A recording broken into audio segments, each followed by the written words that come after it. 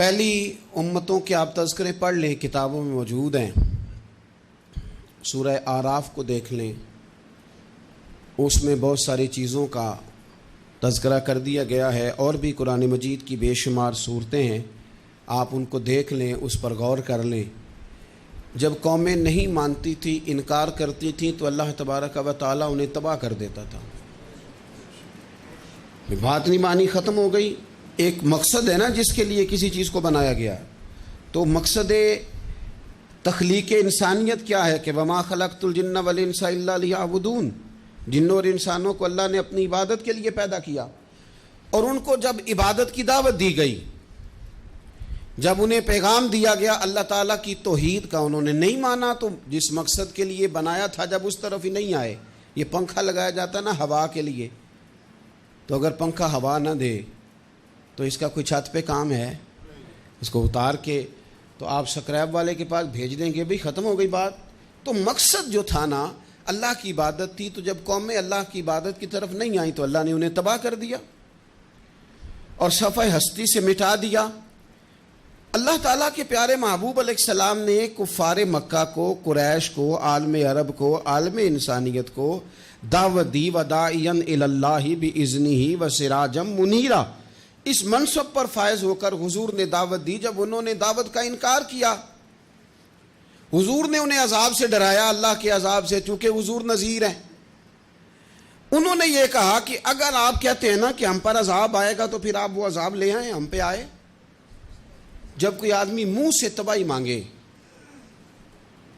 جب کوئی شخص اپنے منہ سے یہ کہے کہ کر لیں جو ہوتا ہے معاذ اللہ، تو اگر تو سامنے والا کمزور ہو تو شاید وہ کچھ نہ کر سکے، لیکن یاد رکھنا کئی دفعہ کمزور ہوتا ہے تو کچھ نہیں کرتا، تو کئی دفعہ مہربان بڑا ہوتا ہے، رحمان اور رحیم کئی دفعہ کرم نوازی کرتا ہے۔ جب انہوں نے کہا نا کہ لائیں وہ عذاب ہے محبوب جس کا آپ وعدہ کرتے ہیں، تو اللہ نے کیا فرمایا؟ فرمایا وما کان اللہ لیعذبہم وانت فیہم۔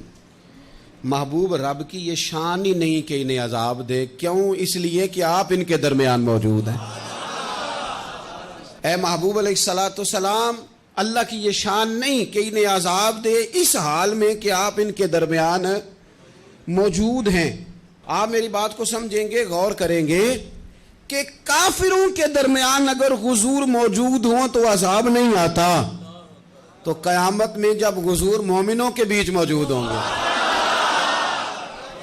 مجھے کہہ لینے دو نا کہ اساں جے ہاں گناہیاں دا جدوں اعمال نامہ پھرول ہوئے، پھر ذرے ذرے نے سامنے آ جانا ہے، جو جو منہ تھی بولیا بول ہوئے، اساں بھی کول حضور دے بیٹھ رہنا ہے، لکھ عمل ترکڑی تول ہوئے، او دے کولوں بھی رب نے حساب لینا ہے جیڑا بیٹھا ہی محمد دے کول ہو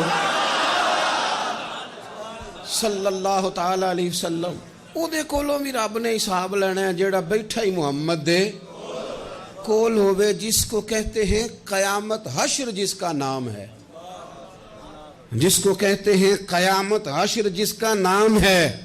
تیرے دیوانوں کے لیے وہ دن تو جشن عام ہے، زیارت ہوگی نا حضور کی، تیرے دیوانوں کے لیے وہ دن تو جشن۔ اور ایک شاعر نے اور بات کھول دی، کہنے لگا ہر نظر کانپ اٹھے گی محشر کے دن، خوف سے ہر کلیجہ دہل جائے گا۔ اچھا جی پھر کیا ہوگا؟